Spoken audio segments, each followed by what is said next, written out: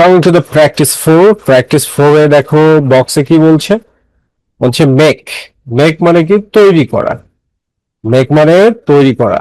কুইক্যান, কুইক্যান মানে হচ্ছে দ্রুত গতি সম্পন্ন করা। কুইক্যান মানে দ্রুত গতি সম্পন্ন করা। ব্রিং, ব্রিং মানে হচ্ছে নিয়ে আসা বা আনয়ন করা। হ্যাভ, হ্যাভ মানে কি? আছে। যখন বক্সে হ্যাভ দেওয়া থাকবে তখন আমরা হ্যাভ, হ্যাজ, হ্যাড এর যে কোনো একটি ব্যবহার করতে পারবো। কন্ট্রিবিউট মানে কি? অবদান রাখা। কন্ট্রিবিউট মানে অবদান রাখা।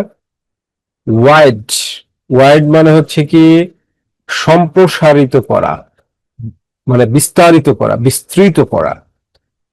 গেইন, গেইন মানে কি? অর্জন করা।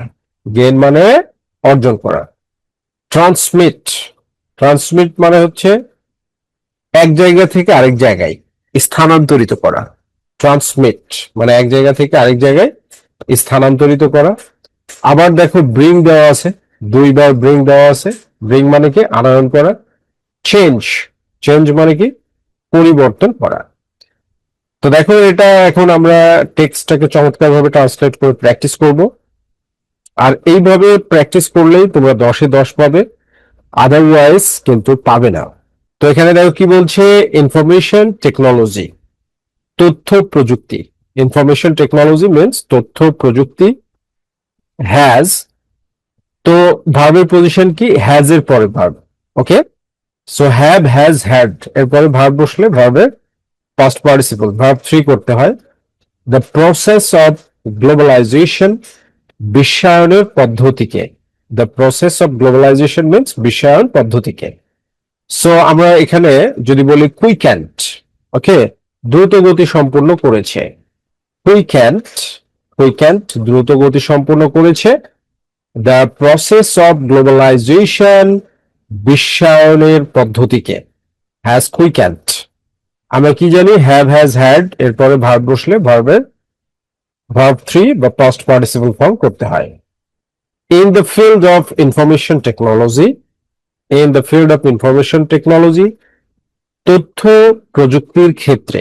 In the field of information technology, তথ্য প্রযুক্তির ক্ষেত্রে। Internet, internet has greatly, greatly means ব্যাপকভাবে। গ্রেটলি মানে কি? ব্যাপকভাবে। আবার দেখো হ্যাজ এর পরে ভার্ব, তাহলে হ্যাভ, হ্যাজ, হ্যাড এরপরে ভার্ব বসলে কি? ভার্ব 3। সো আমরা কন্ট্রিবিউট এর ভার্ব 3 করে দিলাম। কন্ট্রিবিউটেড, হ্যাজ কন্ট্রিবিউটেড অবদান রেখেছে। গ্রেটলি ব্যাপকভাবে। কন্ট্রিবিউট হচ্ছে একটা উইক ভার্ব, আর উইক ভার্বের পাস্ট পার্টিসিপল ফর্ম করতে হলে শেষে ডি যুক্ত করতে হয়, ঠিক আছে, অথবা ইডি। তো এখানে কন্ট্রিবিউটের শেষে ই আছে, এজন্য আমরা ডি যুক্ত করলাম। আর 99% ক্ষেত্রে একাধিক সিলেবল বিশিষ্ট ভার্বগুলো হচ্ছে উইক ভার্ব। ওকে, সো কন্ট্রিবিউটে কয়টা সিলেবল আছে দেখো। কন্ট্রিবিউটের সিলেবল আছে হচ্ছে CON, কন, এটা একটা সিলেবল। TRI, ট্রি, এটা আরেকটা সিলেবল, দুইটা। BUT, বিউট, তিনটা সিলেবল আছে। সো একাধিক সিলেবল বিশিষ্ট ভার্বগুলো কি? একাধিক সিলেবল বিশিষ্ট ভার্বগুলো হচ্ছে 99% ক্ষেত্রে week verb. Okay, has contributed greatly. It has, it has আবার হ্যাজ এর পরে ভার্ব। দ্য ওয়ার্ল্ড, ওয়ার্ল্ড মানে কি? পৃথিবীকে। স্মলার ছোট, অ্যান্ড এবং দ্য ওয়ার্ল্ড পৃথিবীকে। উইদিন আওয়ার রিচ আমাদের নাগালের মধ্যে, আমাদের নাগালের মধ্যে। তার মানে কি? ইট হ্যাজ মেড, এখানে আমরা মেক ভার্বটাকে মেড করে দিলাম। ইট হ্যাজ মেড, এটা তৈরি করেছে। দ্য ওয়ার্ল্ড ইজ স্মলার পৃথিবীকে ছোট। অ্যান্ড আবার দেখো হ্যাভ, হ্যাজ, হ্যাড এরপরে ভার্ব বসলে কি? Verb 3 brought, BROUGHT, brought the world within our reach. এখন প্রশ্ন করতে পারো এন্ড এর পরে এটা কি কম্পাউন্ড সেন্টেন্স? কম্পাউন্ড সেন্টেন্সের সাবজেক্ট এবং অক্সিলারি ভার্ব যদি একই হয় তাহলে রিপিট করতে হয় না। সুতরাং এন্ড এর পরে যে সাবজেক্ট এবং অক্সিলারি ভার্ব সেটা হচ্ছে ইট হ্যাজ। ইটটা সাবজেক্ট আর হ্যাজটা হচ্ছে auxiliary verb. Okay, it can, এটা পারে, ইনফরমেশন, তথ্য, উইথিন এ শর্ট টাইম, অল্প সময়ের মধ্যে, উইথিন এ শর্ট টাইম, অল্প সময়ের মধ্যে। সো ক্যান কি, ক্যান হচ্ছে একটা মডেল অক্সিলারি ভার্ব, আর মডেল অক্সিলারি ভার্বের পরে ভার্ব বসলে কি হয়, বেস ফর্ম। সো আমরা ট্রান্সমিট এই ভার্বটাকে ব্যবহার করব। ট্রান্সমিট, ট্রান্সমিট এই ভার্বটাকে ব্যবহার করলাম। তার মানে ইট ক্যান ট্রান্সমিট, এটা স্থানান্তর করতে পারে ইনফরমেশন, তথ্যকে, উইথিন এ শর্ট টাইম, সংক্ষিপ্ত সময়ের মধ্যে। ইট, তারপরে দেখো গ্যাপ মানে সাবজেক্টের পরে ভার্ব, অলসো, অলসো মানে ও, তারপরে দেখো গ্যাপ, এ গ্রেট চেঞ্জ, একটা বিশাল পরিবর্তন, ইন ব্যাংকিং সেক্টরস, ব্যাংকিং খাতে। সো এখানে দেখো হ্যাভ দেওয়া আছে।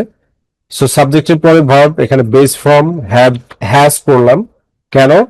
কারণ ইটের সাথে হ্যাজ ব্যবহৃত হয়।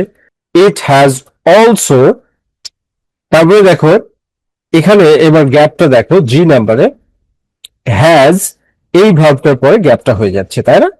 হ্যাজ এই অক্সিলারি ভার্বটার পরে গ্যাপটা হয়ে যাচ্ছে।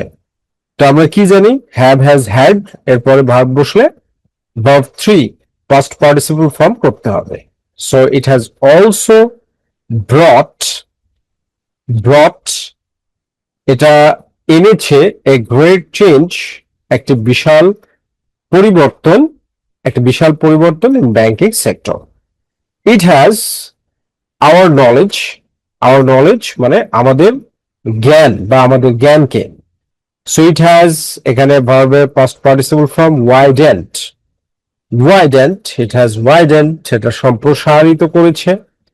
ইট হ্যাজ ওয়াইডেন্ট এটা সম্প্রসারিত করেছে আওয়ার নলেজ আমাদের জ্ঞানকে, অ্যান্ড এবং আবার দেখো চেঞ্জ, ইট হ্যাজ এটাই হচ্ছে অ্যান্ড এর পরেও সাবজেক্ট এবং auxiliary verb. Okay, so have, has, had এর পরে ভার্ব বসলে পাস্ট পার্টিসিপল ফর্ম ব্যবহার করতে হবে। এই জন্য changed, changed our life pattern, our life pattern মানে আমাদের জীবনের ধরন, আওয়ার লাইফ প্যাটার্ন মানে আমাদের জীবনের ধরনকে। সো সুতরাং উই ক্যানট হেল্প, আমরা এড়িয়ে যেতে পারি না।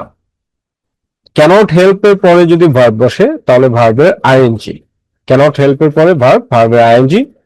নলেজ জ্ঞান, অফ ইট এটার বা এটা সম্পর্কে। সো একটাই বাকি আছে গেন। সো গেইন এর পরে আমরা এখানে আইএনজি করে দিব গেইনের সাথে, গেইনিং, গেইনিং নলেজ জ্ঞান অর্জন করতে, অফ ইট এটা সম্পর্কে বা এইটার। So we cannot help gaining knowledge of it, আমরা এটার জ্ঞান অর্জন না করে পারি না বা এটা সম্পর্কে জ্ঞান অর্জন করার বিষয়টাকে এড়িয়ে যেতে পারি না। So that is the point and you have to practise like this, তোমাদেরকে অবশ্যই এইভাবে প্র্যাকটিস করতে হবে। আর যদি এইভাবে প্র্যাকটিস না করো তাহলে একটা সেকেন্ড ইনভেস্ট করলেও কিন্তু সেটা তোমাদের জন্য কি হবে, অপচয় হবে। ঠিক আছে?